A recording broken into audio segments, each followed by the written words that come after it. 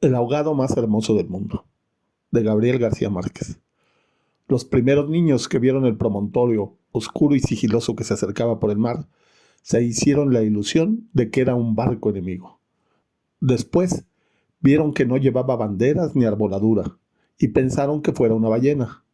Pero cuando quedó varado en la playa, le quitaron los matorrales de sargazos, los filamentos de medusas y los restos de cardúmenes y naufragios que llevaba encima, y solo entonces descubrieron que era un ahogado. Habían jugado con él toda la tarde, enterrándolo y desenterrándolo en la arena, cuando alguien los vio por casualidad y dio la voz de alarma en el pueblo. Los hombres que lo cargaron hasta la casa más próxima notaron que pesaba más que todos los muertos conocidos, casi tanto como un caballo, y se dijeron que tal vez había estado demasiado tiempo a la deriva y el agua se le había metido dentro de los huesos. Cuando lo tendieron en el suelo, vieron que había sido mucho más grande que todos los hombres, pues apenas si cabía en la casa, pero pensaron que tal vez la facultad de seguir creciendo después de la muerte estaba en la naturaleza de ciertos ahogados. Tenía el olor del mar y solo la forma permitía suponer que era el cadáver de un ser humano, porque su piel estaba revestida de una coraza de rémora y de lodo. No tuvieron que limpiarle la cara para saber que era un muerto ajeno. El pueblo tenía apenas unas 20 casas de tablas con patios de piedras sin flores, desperdigadas en el extremo de un cabo desértico. La tierra era tan escasa que las madres andaban siempre con el temor de que el viento se llevara a los niños, y a los muertos que les iban causando los años tenían que tirarlos en los acantilados. Pero el mar era manso y pródigo, y todos los hombres cabían en 7 botes. Así que cuando se encontraron el ahogado, les bastó con mirarse los unos a los otros para darse cuenta de que estaban completos. Aquella noche no salieron a trabajar en el mar. Mientras los hombres averiguaban si no faltaba alguien en los pueblos vecinos, las mujeres se quedaron cuidando al ahogado. Le quitaron el lodo con tapones de esparto, le desenredaron del cabello los abrojos submarinos y le rasparon la rémora con fierros de desescamar pescados. A medida que lo hacían, notaron que la vegetación era de océanos remotos y de aguas profundas, y que sus ropas estaban en piltrafas, como si hubiera navegado por entre laberintos de colores. Notaron también que sobrellevaba la muerte con altivez, pues no tenía el semblante solitario de los otros ahogados del mar, ni tampoco la catadura sórdida y menesterosa de los ahogados fluviales. Pero solamente cuando acabaron de limpiarlo, tuvieron conciencia de la clase de hombre que era, y entonces se quedaron sin aliento. No solo era el más alto, el más fuerte, el más viril y el mejor armado que habían visto jamás, sino que todavía cuando lo estaban viendo no les cabía en la imaginación. No encontraron en el pueblo una cama bastante grande para tenderlo, ni una mesa bastante sólida para velarlo. No le vinieron los pantalones de fiesta de los hombres más altos, ni las camisas dominicales de los más corpulentos, ni los zapatos del mejor plantado. Fascinadas por su desproporción y su hermosura, las mujeres decidieron entonces hacerle unos pantalones con un pedazo de vela cangreja y una camisa de bramante de novia, para que pudiera continuar su muerte con dignidad. Mientras cosían sentadas en círculo, contemplando el cadáver entre puntada y puntada, les parecía que el viento no había sido nunca tan tenaz, ni el Caribe había estado nunca tan ansioso como aquella noche, y suponían que esos cambios tenían algo que ver con el muerto. Pensaban que si aquel hombre magnífico hubiera vivido en el pueblo, su casa habría tenido las puertas más anchas, el techo más alto y el piso más firme, y el bastidor de su cama habría sido de cuadernas maestras con pernos de hierro, y su mujer habría sido la más feliz. Pensaban que habría tenido tanta autoridad que hubiera sacado los peces del mar con solo llamarlos por sus nombres, y habría puesto tanto empeño en el trabajo que hubiera hecho brotar manantiales de entre las piedras más áridas y hubiera podido sembrar flores en los acantilados. Lo compararon en secreto con sus propios hombres, pensando que no serían capaces de hacer en toda una vida lo que aquel era capaz de hacer en una noche, y terminaron por repudiarlos en el fondo de sus corazones como los seres más escuálidos y mezquinos de la tierra. Andaban extraviadas por esos dédalos de fantasía cuando la más vieja de las mujeres, que por ser la más vieja había contemplado al ahogado con menos pasión que compasión, suspiró. Tiene cara de llamarse Esteban. Era verdad. A la mayoría le bastó con mirarlo otra vez para comprender que no podía tener otro nombre. Las más porfiadas, que eran las más jóvenes, se mantuvieron con la ilusión de que al ponerle la ropa, tendido entre flores y con zapatos de charol, pudiera llamarse Lautaro. Pero fue una ilusión vana. El lienzo resultó escaso, los pantalones mal cortados y peor cosidos le quedaron estrechos, y las fuerzas ocultas de su corazón hacían saltar los botones de la camisa. Después de la medianoche, se adelgazaron los silbidos del viento y el mar cayó en el sopor del miércoles. El silencio acabó con las últimas dudas. Era Esteban. Las mujeres que lo habían vestido, las que lo habían peinado, las que le habían cortado las uñas y raspado la barba, no pudieron reprimir un estremecimiento de compasión cuando tuvieron que resignarse a dejarlo tirado por los suelos. Fue entonces cuando comprendieron cuánto debió haber sido de infeliz con aquel cuerpo descomunal, si hasta después de muerto le estorbaba. Lo vieron condenado en vida a pasar de medio lado por las puertas, a descalabrarse con los travesaños, a permanecer de pie en las visitas sin saber qué hacer con sus tiernas y rosadas manos de buey de mar, mientras la dueña de la casa buscaba la silla más resistente y le suplicaba muerta de miedo: siéntese aquí, Esteban, hágame el favor. Y él, recostado contra las paredes, sonriendo: no se preocupe, señora, así estoy bien, con los talones en carne viva y las espaldas escaldadas de tanto repetir lo mismo en todas las visitas.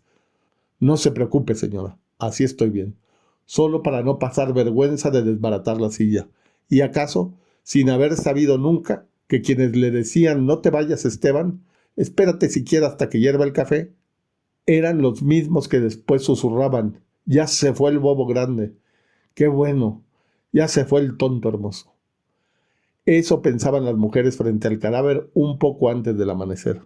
Más tarde, cuando le taparon la cara con un pañuelo para que no le molestara la luz, lo vieron tan muerto para siempre, tan indefenso, tan parecido a sus hombres, que se les abrieron las primeras grietas de lágrimas en el corazón. Fue una de las más jóvenes la que empezó a sollozar.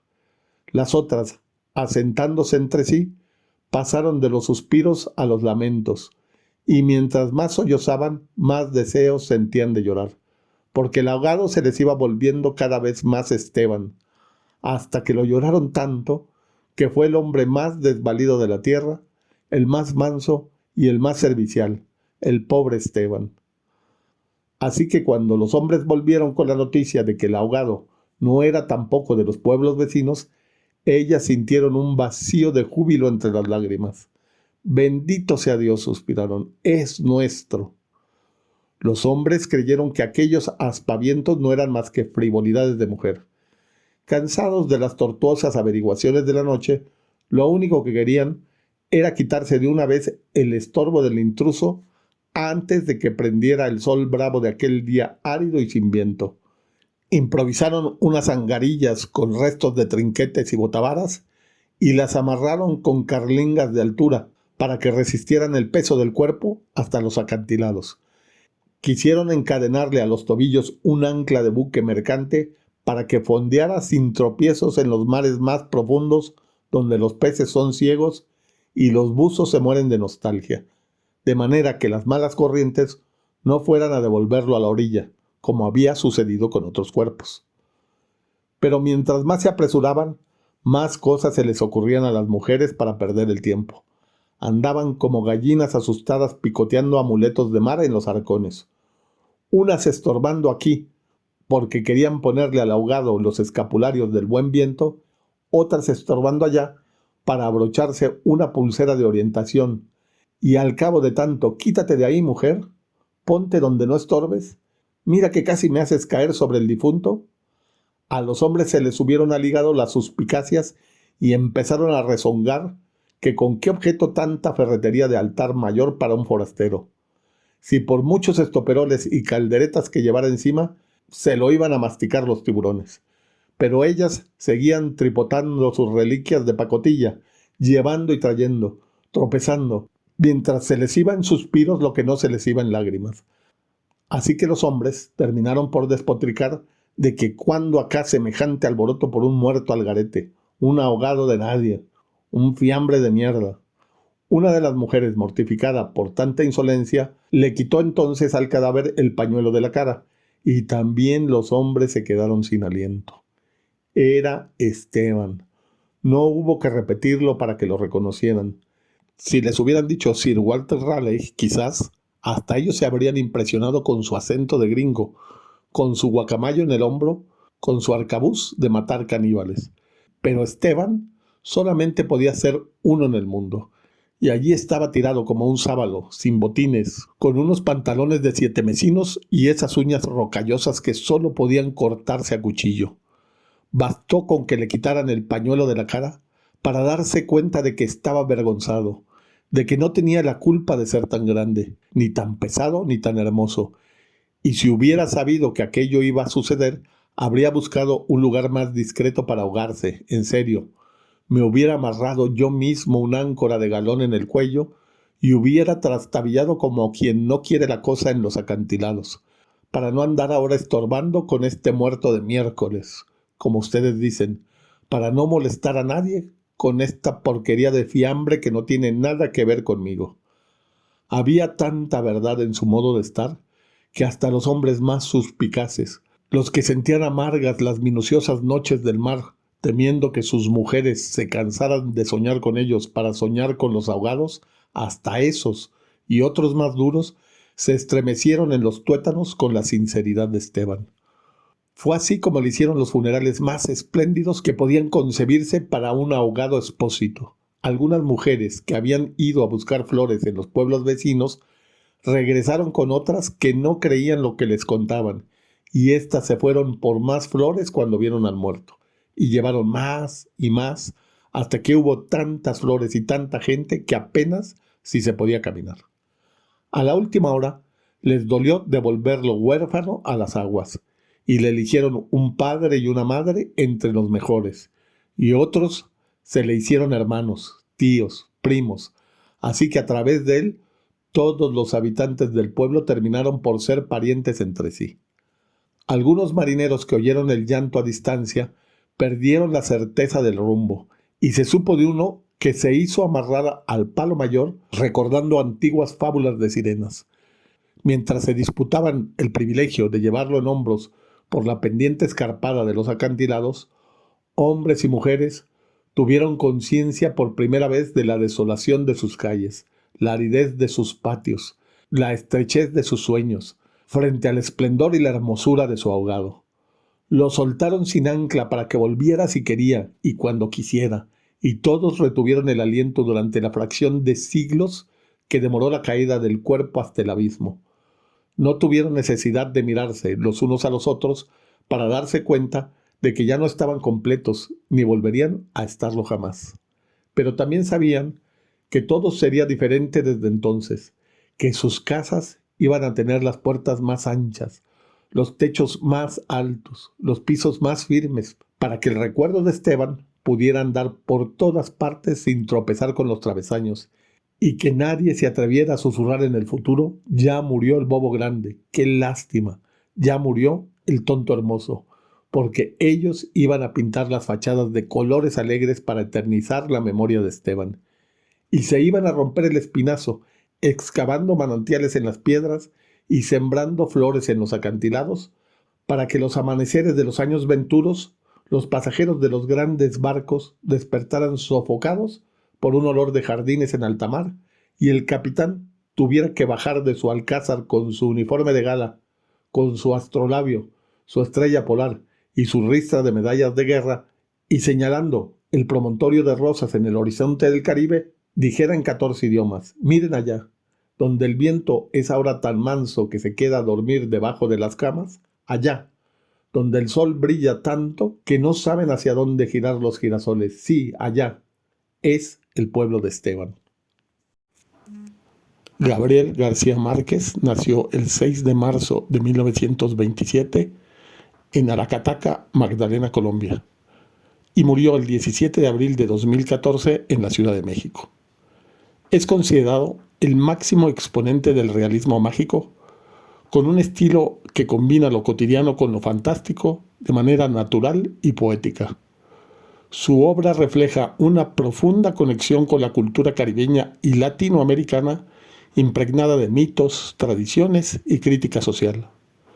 Sus obras más importantes son 100 años de soledad, de 1967, Crónica de una muerte anunciada, de 1981, y El amor en los tiempos de cólera, de 1985.